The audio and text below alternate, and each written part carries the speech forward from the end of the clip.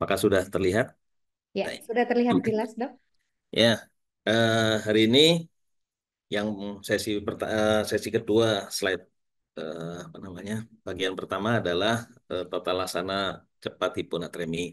Tapi sebelum itu kita harus tahu dulu apakah hiponatremi. Hiponatremi ini kondisi di mana konsentrasi natrium serum menurun di bawah 136.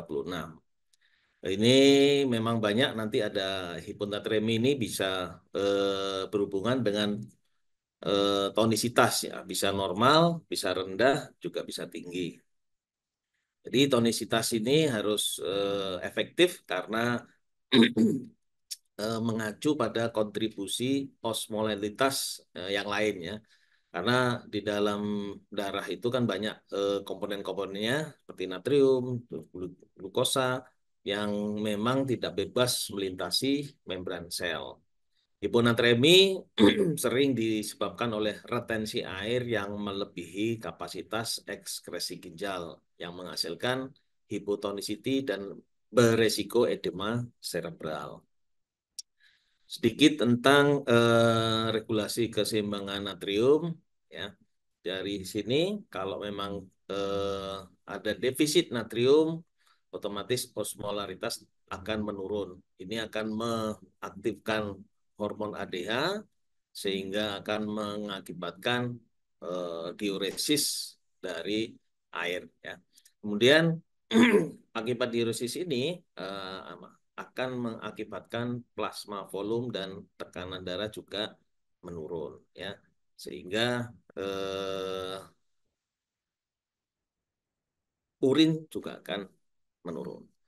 Kemudian kalau di dalam darah itu kebanyakan garam, ya, kebanyakan garam itu akan kebalikannya ya, ada yang akan meningkat, kemudian akan timbul trigger dari haus ya. Sehingga kalau trigger dari haus ini kita pasti akan minum sehingga plasma volume juga akan meningkat, arterial pressure meningkat, hormon ANP juga meningkat. Ini akan mengaktifkan pengeluaran hormon aldosteron yang ada di adrenal cortex sehingga akan menurunkan reabsorpsi natrium sehingga kencing juga akan banyak. Dan kalau kencing banyak, otomatis natrium juga akan dikeluarkan lebih banyak. Ini klasifikasi hiponatremia berdasarkan tonisitasnya, ada hiponatremia yang hipotonik, ada yang hipertonik, ada yang pseudo hiponatremi atau isotonik. Kalau yang hiponatremi hipotonik itu yang paling sering disebabkan oleh retensi air. Yang ini yang akan menyebabkan komplikasi seperti edema cerebral. Kalau yang hipertonik, karena ini namanya translokasional, ini terjadi dari perpindahan air dari dalam sel ke cairan ekstraseluler. Ya, ini contohnya pada hiperglikemi. Pada hiperglikemi ini air dari ekstra ke intra. Ya. Kemudian pseudohiponatremi atau isotonik hiponatremi yang tidak menyebabkan pergeseran air seluler, tetapi ini biasanya disebabkan oleh hiperlipidemi atau paraproteinemia. Nah ini sekedar gambaran ya. Yang normal ini adalah cairan ekstra, kemudian ini di dalam cairan intra. Nah, ini pada kondisi-kondisi, misalnya ini kan tadi ya hipotonik, hiponatremi karena ada water retention. Nah, ini mengembang ya. Jadi konsentrasinya akan turun, natriumnya juga turun dan airnya juga turun. Kemudian yang ini ini kalau tidak diantisipasi tanpa antisipasi dari hiposmolaritasnya, ini contohnya pada gagal ginjal ya, yang hipotonik dan hiponatremi. Ini karena hipertonik hiponatremi karena selain sodium ya, selain natrium ya. Ini yang contoh tadi adalah hiperglikemi. Kemudian yang gambar yang kelima ini adalah hipotonik hiponatremi karena retensi air karena kehilangan natrium yang lebih banyak ya. Jadi ini lebih banyak cairan nanti di intraseluler. Ini contohnya adalah diare. Kemudian ini hipotonik hiponatremi yang karena water retention. Ini contohnya pada nephrotic syndrome. Nah, ini. Kemudian yang terakhir adalah hipotonik hiponatremi karena berhubungan dengan potasium loss. Jadi seperti kita ketahui natrium dan kalium ini menjaga ya masing-masing.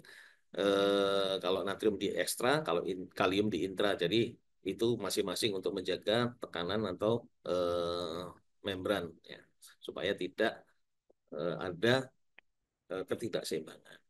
Ini yang secara skematis ya hiponatrem ini. Kemudian kita lihat ada osmolaritasnya, ada yang hipotonik. Ini memang hipotonik hiponatremi atau true hiponatremi. Ini termasuk nanti sindroma ECAD. Kemudian ada yang isotonik, yang tadi adalah pseudo hiponatremi. Ini karena memang naiknya solut di dalam darah, contohnya lipid, protein, atau paraprotein. Kemudian yang hipertonik, ya hiponatremi tetapi hipotonik, ini karena translokasional yang tadi, karena ada masuknya glukosa. Ini psikologi klinisnya memang sering terjadi pada pasien yang dirawat di rumah sakit. Memang morbiditasnya bervariasi tergantung dari kadar hiponatreminya dan pengelolaannya.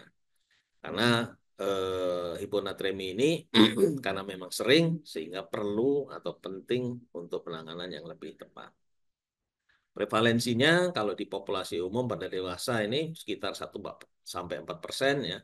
Jadi bukan di rumah sakit atau di luar rumah sakit ya. Jadi sekitar 1 sampai 4%. Memang kecil ya, memang kecil. Tapi memang sering tidak terdeteksi. Pada lansia karena memang banyak ya, karena faktor usia, penyertaan serta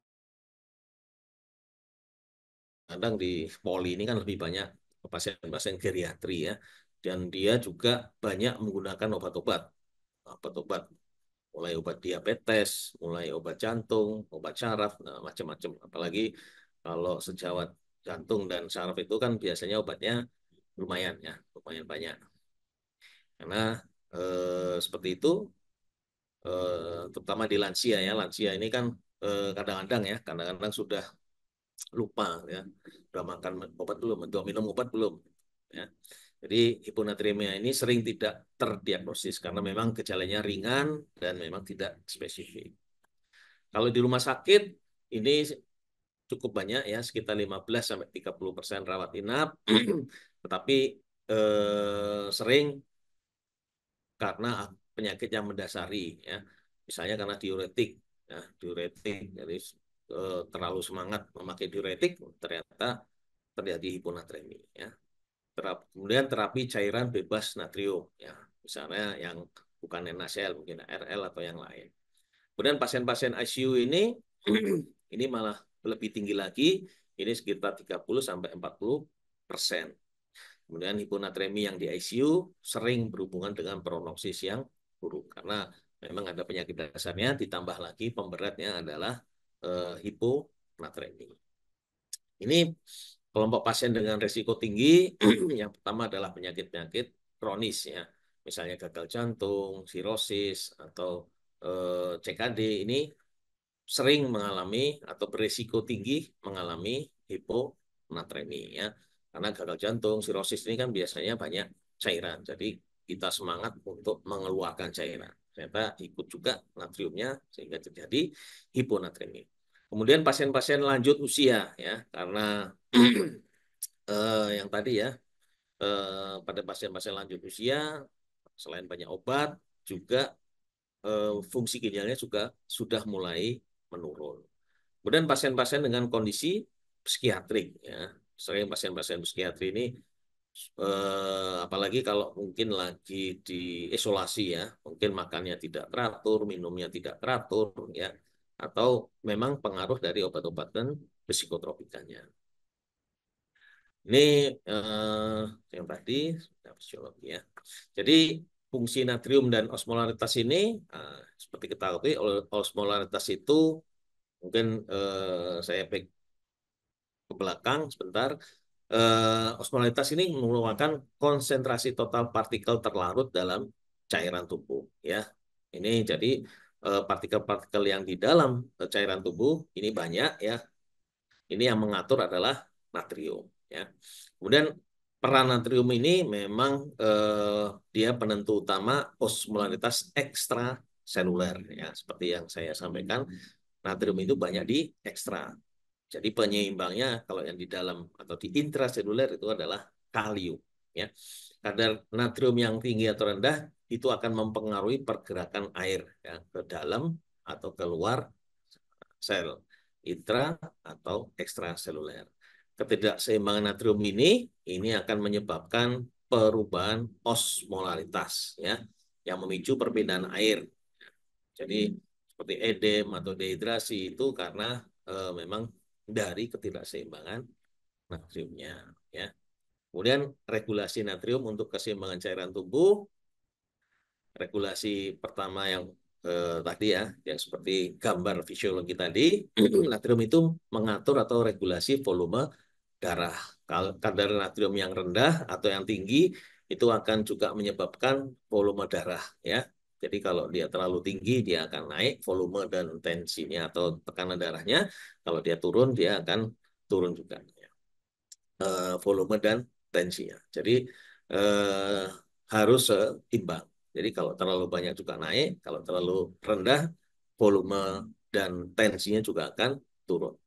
Kemudian dia natrium ini akan mengatur juga keseimbangan cairan ya.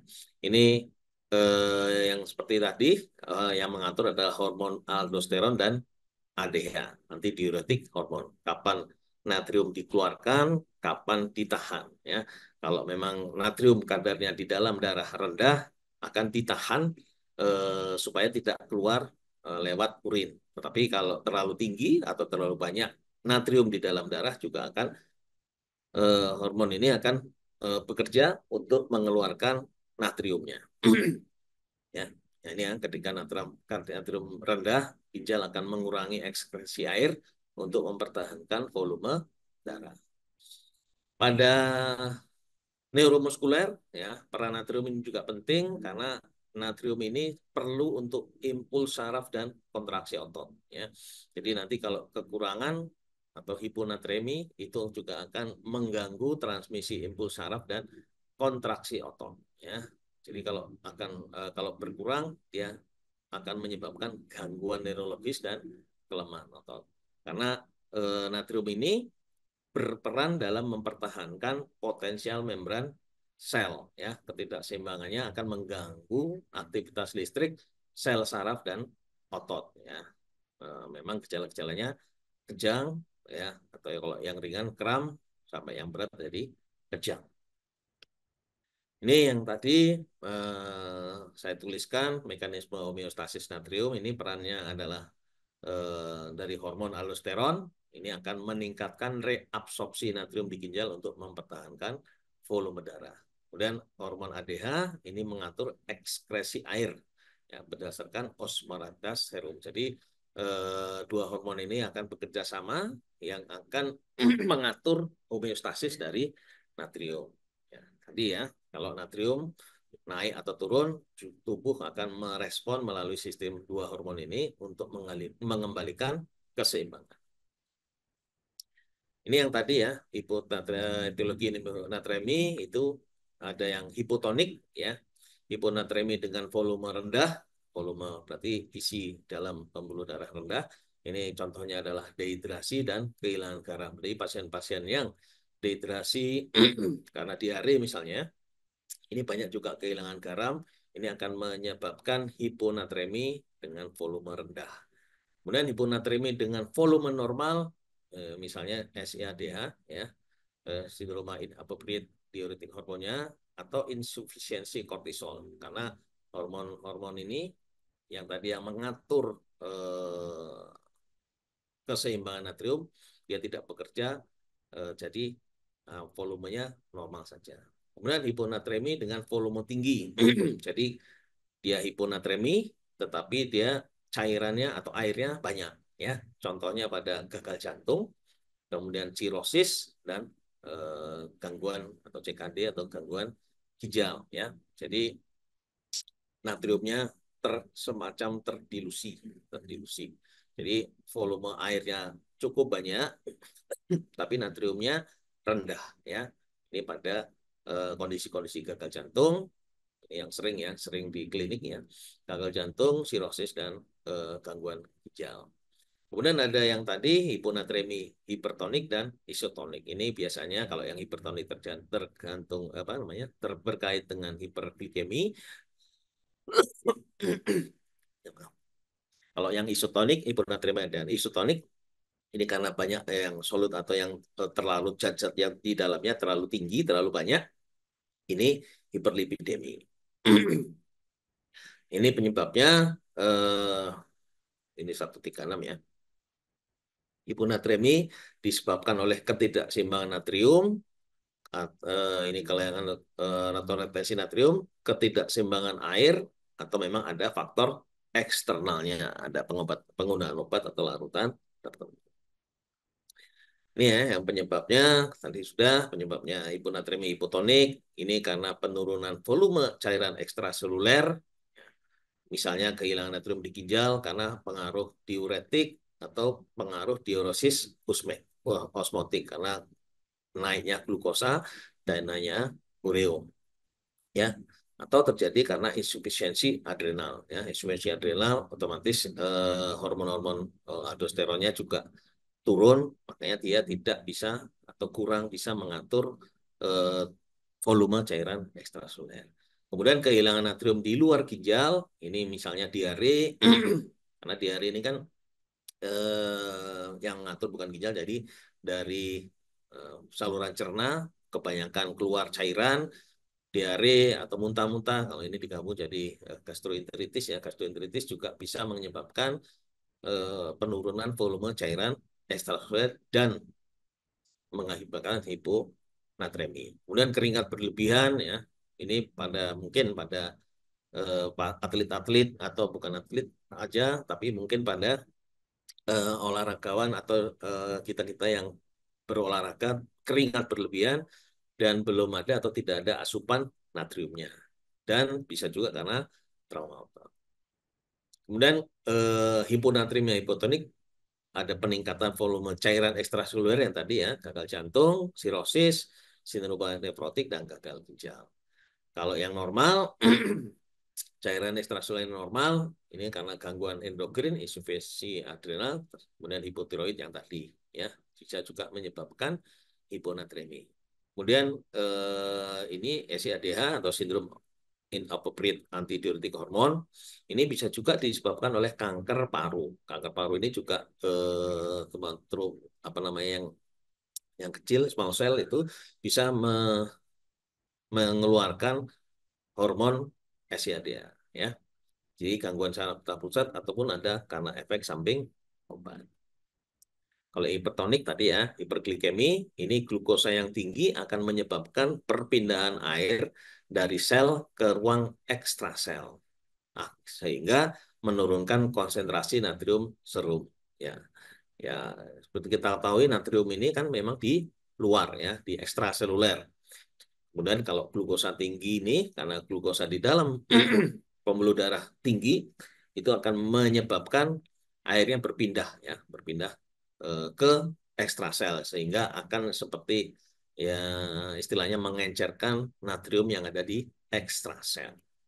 Ini setiap kenaikan 100 mg glukosa serum itu akan menurunkan natrium serum sekitar 1,7 milimol. Ya. Jadi kalau tinggi, ya memang kadang-kadang pada pasien-pasien yang hiperglikemi, dia juga akan terjadi hiponatremi. Ya. Seperti inilah mekanismenya. Ya.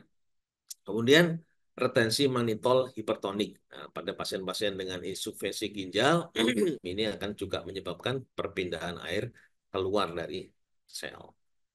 Kalau yang pseudo hiponatremi atau hiponatremi yang isotonik, ini karena pengaruh hiperlipidemi atau hiperproteinemi. Ini akan meningkatkan fase padat plasma dan akan menyebabkan penurunan palsu kadar natrium serum. Ya, kondisi ini sebenarnya bukan hiponatremia sejati karena tidak mempengaruhi tonisitas atau pergerakan air antar sel. Jadi seolah-olah karena zat padatnya tinggi, ya zat padatnya tinggi, saya seolah-olah dia turun atau rendah kadar natriumnya. Kemudian polidipsi primer, ya, ini asupan air yang berlebih yang melebihi kapasitas ekskresi ginjal, ya, yang tadi yang saya sampaikan sering ditemukan pada pasien-pasien yang psikiatrik, ya, dia minumnya banyak-banyak, banyak minum, kemudian mungkin makan sembarangan, apalagi kalau pasien-pasien psikiatrik ini masih dalam fase isolasi. Ya. Kemudian infus cairan bebas natrium, ini contohnya penggunaan larutan bebas natrium dalam prosedur medis, misalnya pada pasien-pasien yang tur. Ya. Ini bisa juga menyebabkan hiponatremia. Ini patofisiologinya. Nah, ini efek hiponatremi pada otak, ya. Ini pada cairan pada otak yang normal dan normal osmolaritinya. Dan kalau apa yang terjadi pada pada kondisi-kondisi yang hipotonik, otomatis akan menurun osmolaritasnya. Adaptasinya adalah mengeluarkan sodium, ya, untuk menurunkan osmolarity, ya, untuk mengeluarkan. Tapi yang ini yang cepat, yang slow-nya ini adalah eh, mengeluarkan organiknya, ya, low of organic osmolarity. Jadi yang di dalam itu kan nggak hanya apa namanya, nggak hanya natrium aja, sehingga dia akan, ya, ini yang tadi nanti jadi osmotic demyelinization, ya, kalau memang terapi tidak sesuai, ya, atau terlalu cepat. Nanti. Tapi kalau bagus proper terapinya, nah ini dia akan jadi normal lagi. Nah, nanti saya jelaskan di belakang tentang demyelinisasi ini. Ini berdasarkan tingkat, bisa hiponatremi akut, bisa kronik, bisa asimptomatik, bisa simptomatik. Kemudian juga kadar serum natriumnya bisa ringan, sedang, dan berat. Ini yang hiponatremia akut dan kronik. Jadi kalau yang akut biasanya terjadi dari kurang dari 48 jam, kalau yang kronik lebih dari 48 jam. Kemudian gejalanya memang kalau yang akut ini cepat, ya, cepat dan sering bergejala berat. Nah, otomatis yang kronik ini lambat dan lebih sering asimptomatik. Kemudian gejala yang akut ini adalah sakit kepala karena tadi yang di otak tadi, ya. Kemudian muntah sampai kejang, koma, dan bisa terjadi edem cerebral. Kalau yang kronik ini hanya lelah, bingung, ringan, dan mual-mual saja. Kemudian resiko klinisnya, ini resiko tinggi untuk yang akut, resiko tinggi untuk terjadinya edema cerebral. Kalau yang kronik, otomatis lebih rendah. Kemudian adaptasi otak tidak cukup. Kemudian kalau yang kronis, otak memiliki waktu untuk beradaptasi. Kemudian strateginya koreksi cepat, ya ini yang nanti disampaikan. Kalau yang hiponatremi kronik ini koreksinya lambat saja, cukup dengan restriksi cairan atau koreksi bertahap. Kemudian tujuan penanganannya memang untuk mengurangi gejala neurologi serius pada yang akut, kalau yang kronik untuk mencegah komplikasi dan koreksinya. Nah, ini ada resiko koreksi terlalu cepat, ya.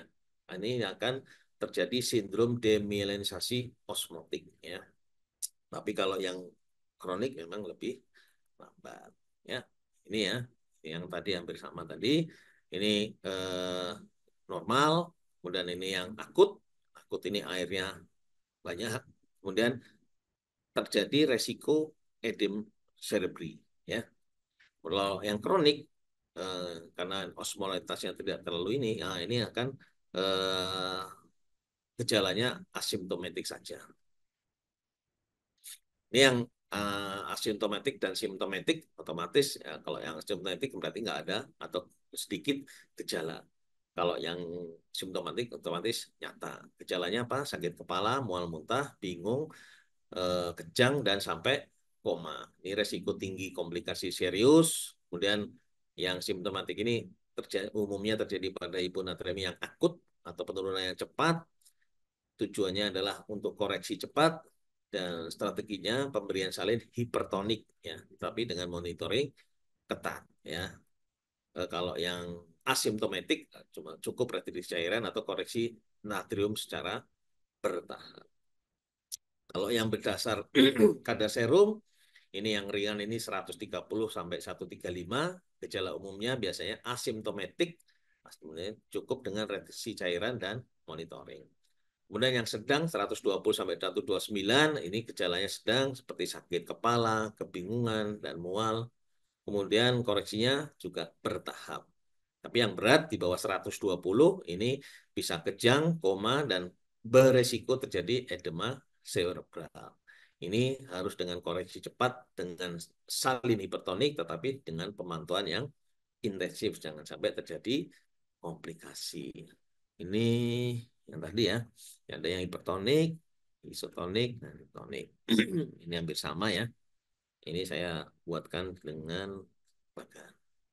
Ini manifestasi klinisnya, gejala awal, ini adalah kelelahan, pasien merasa lelah atau tidak bertenaga, mual muntah, kemudian sakit kepala, dan kebingungan atau disorientasi yang ringan. Mungkin bingung atau tidak fokus. Kemudian yang gejala beratnya, ini bisa sampai di kejang, kemudian koma, kemudian yang tidak kita harapkan adalah edema cerebral, karena eh, bisa menyebabkan peningkatan tekanan intrakardial dan risiko terjadinya herniasi.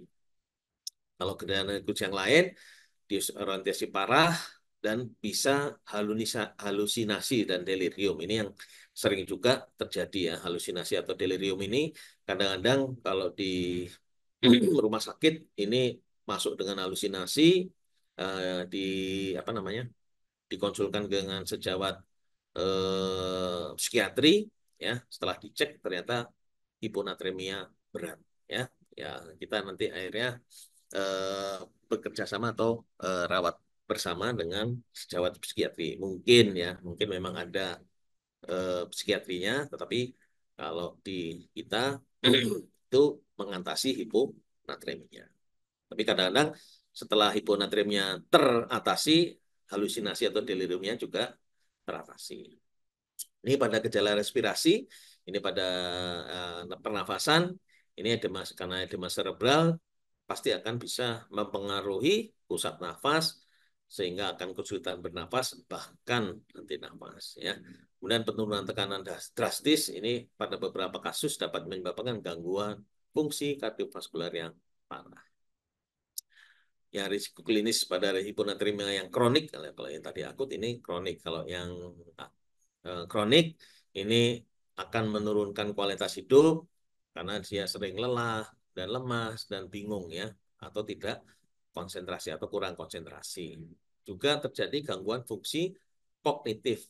Ini yang hiponatremia yang berlama-lama akan menyebabkan gangguan fungsi kognitif termasuk kebingungan, gangguan memori, dan disorientasi. Pada lansia akan terjadi resiko jatuh, ya resiko jatuh karena penurunan stabilitas dan fungsi motorik. Ini komplikasinya, kalau komplikasi yang akut adalah edem cerebral dan ini ya, kalau hiponatremia yang kronik ini walaupun jarang ya edem cerebral. Kemudian seperti kita ketahui kalau koreksi natrium terlalu cepat ini terjadi yang namanya osmotic demyelination syndrome atau ODS ya, yang beresiko menyebabkan otak permanen. Kalau yang komplikasi fisik lainnya, gangguan mobilitas, kemudian hiponatremia related bone disease. Ini hiponatremia kronik ini akan meningkatkan resiko osteoporosis ya, terutama pada populasi lansia. Ini diagnosis hiponatremi mulai dari anamnesis, pemeriksaan fisik, kemudian pemeriksaan laboratorium. Ya, pemeriksaan laboratorium mulai dari serum elektrolit, kalau bisa osmolitas serum dan osmolitas urin. Ya. Anamnesis, ya dari anamnesis kita bisa bertanya tentang riwayat medis dan penyakit yang mendasari. Ya, seperti tadi ya, apakah ada gagal jantung atau sirosis atau penyakit ginjal atau memang tidak ada penyakit ini. Kemudian penggunaan obat-obatan, apakah dia ada diuretik, antidepresan atau obat lain yang dapat mempengaruhi keseimbangan natrium. Kemudian asupan cairan, apakah ada polidipsi atau asupan cairan yang berlebihan ya. Jadi pasien-pasien yang mungkin ada gangguan psikiatrik. Kemudian gejala-gejala yang dialami, misalnya mual, lelah, sakit kepala, atau gejala-gejala neurologis yang lain, seperti kebingungan dan bahkan ada kejang. Dari pemeriksaan fisik, ini kita menilai status hidrasinya, observasi tanda-tanda dehidrasi, misalnya kulit kering, turgor kulit yang buruk, atau overhidrasi. Ya, overhidrasi misalnya edem perifer atau ada distensi vena jugularis atau distensi vena leher. Kemudian lihat tekanan darah dan denyut nadi. Biasanya ada hipotensi ortostastik, ya, terutama pada kasus-kasus yang hipovolemia. Pemeriksaan neurologisnya, evaluasi kesadaran, refleks, dan fungsi-fungsi kognitif yang lain ya. Mungkin ada disorientasi, kebingungan atau gejala neurologis yang lain. Kemudian tanda-tanda spesifik yang lain mungkin ada udem, perubahan berat badan atau tanda-tanda yang dengan penyakit primernya seperti gagal jantung atau sirosis. Nah, ini pendekatan hiponatremi yang dari PAPDI ya. Kalau dia ya sudah terjadi hiponatremi, dicek hipotoniknya. Apakah hipovolemi, apakah euvolemi, dan apakah hipervolemi. Ini euvolemi, kita cek natrium urinnya. Ya. Kalau lebih dari 20, ini mungkin kehilangannya melalui ginjal. Kemungkinan ada defisiensi mineralokortikoid. Kemudian kalau natrium urinnya kurang dari 20, ini mungkin kehilangan dari ginjal, selain dari ginjal. Kemudian kalau dari anamnesis, osmolitasnya urin lebih dari 100, ini SIADH, hipotiroid, atau defisiensi glukokortikoid. Kalau osmolitasnya lebih dari 100, ya, misalnya polidipsi tadi, ya. Kemudian kalau osmolitasnya yang berwasai naik turun, ya, cek ulang. Ya. Kemudian kalau hipervolemi dan hiponatremi, kalau natrium urinnya kurang dari 20, ini kemungkinan adalah yang tadi ya, CAF, sirosis atau nefrosis. Kemudian natrium urinnya lebih dari 20, nah ini CKD. Ya, ini apa?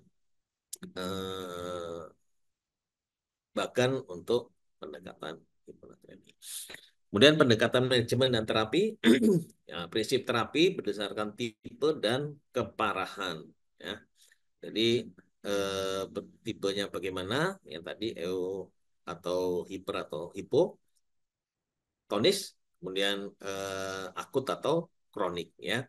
Pilihan terapinya restriksi air, kemudian koreksi elektrolit dan cairan, pakai salin hipertonik atau yang normal salin saja, dan terapi farmakologis mungkin ya, bisa pakai Vaptan dan diuretik di belakang. Di ini ya, prinsip manajemen akut atau kronik. Jadi kalau dia akut, tidak ada gejala-gejala yang berat, ini eh, pakai ya biasanya bisa pakai kalau kurang dari 24 jam dikoreksi. Tapi kalau gejala-gejala yang berat, nah ini emergensi. Kalau yang kronik, ya, tapi tidak ada apa namanya, tidak ada gejala, ya biasanya kita koreksi gradual sampai dengan normal.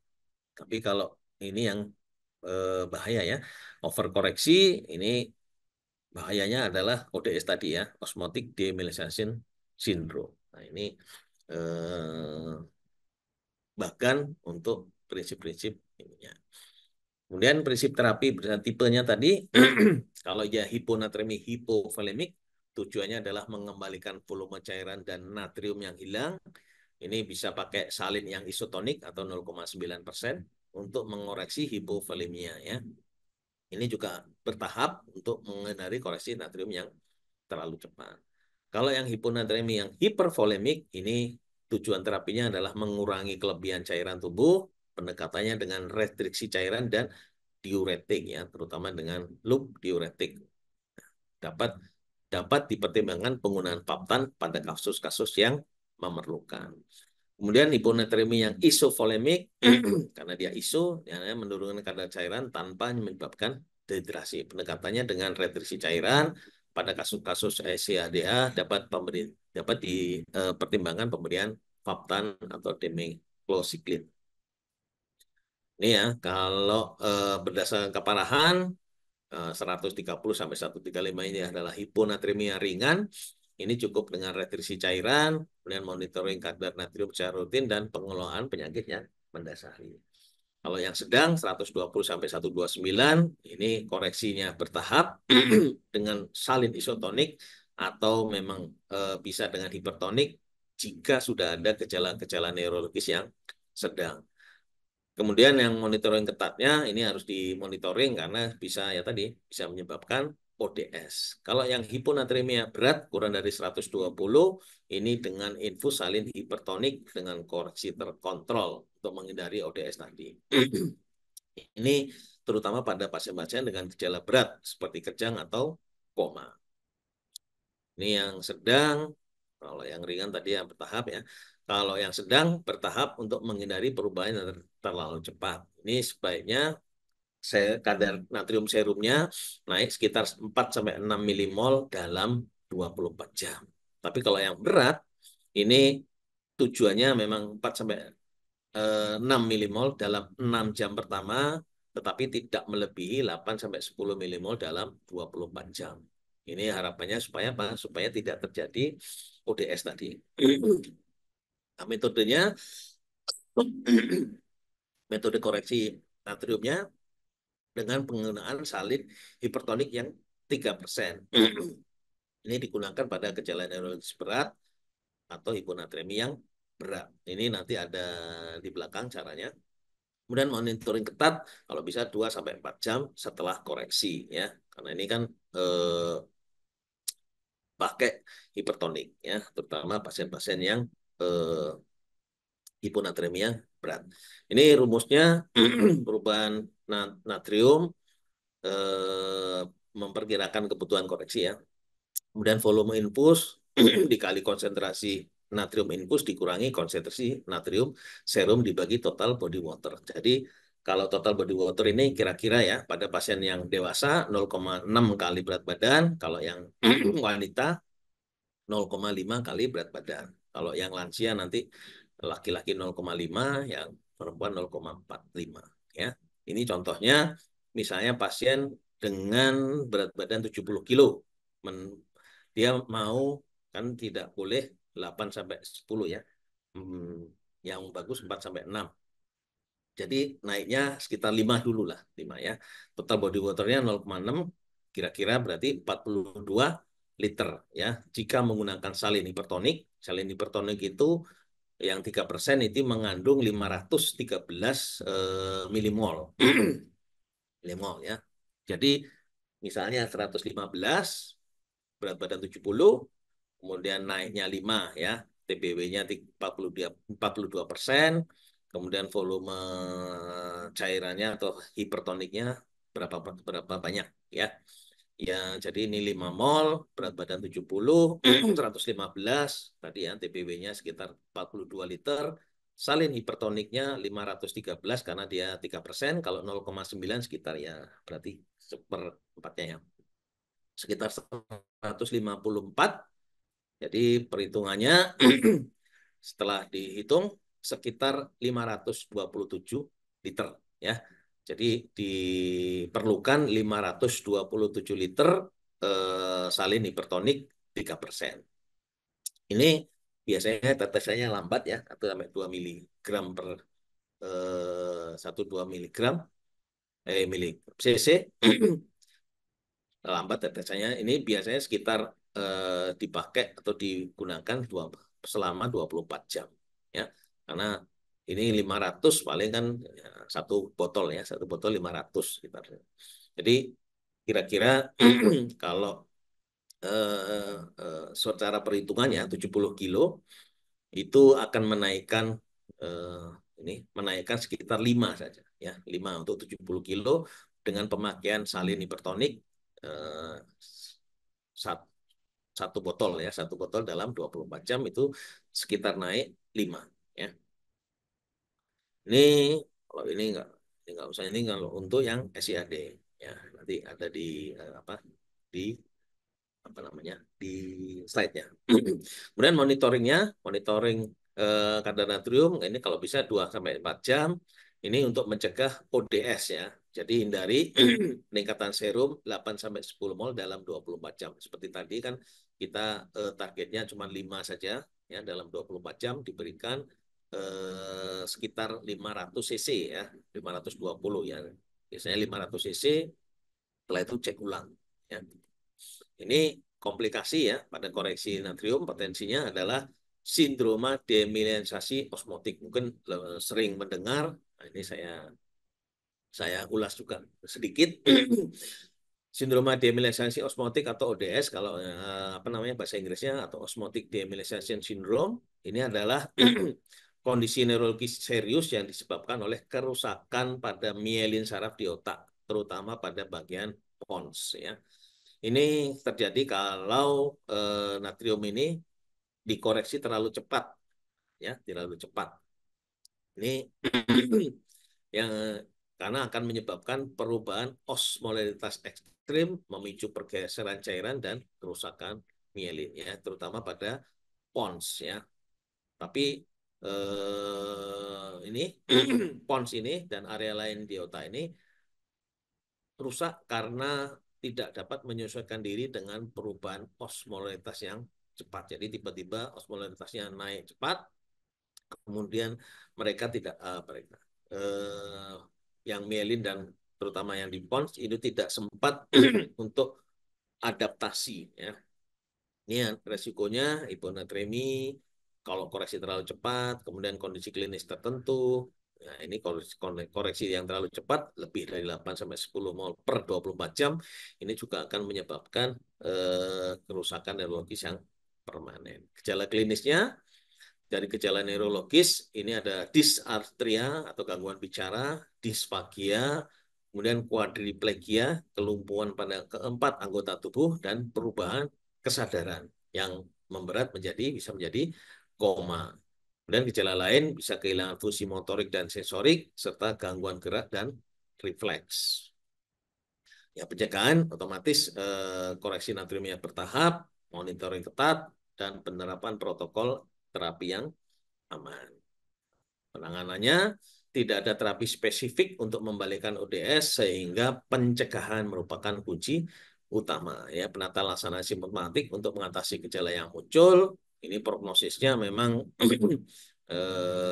jelek ya karena menyebabkan kerusakan neurologis permanen ya, permanen.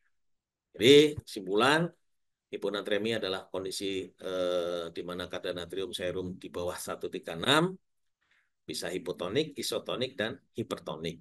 Ya, ini kalau tidak di eh, manage dengan baik akan komplikasi serius. Tapi kalau di apa namanya terlalu cepat juga komplikasinya juga serius. Jadi berdasarkan keparahan, kalau yang ringan ini cukup reaksi cairan dan monitoring. Kalau sedang berat dengan koreksi natrium dengan salin yang isotonik maupun yang hipertonik. Terima kasih.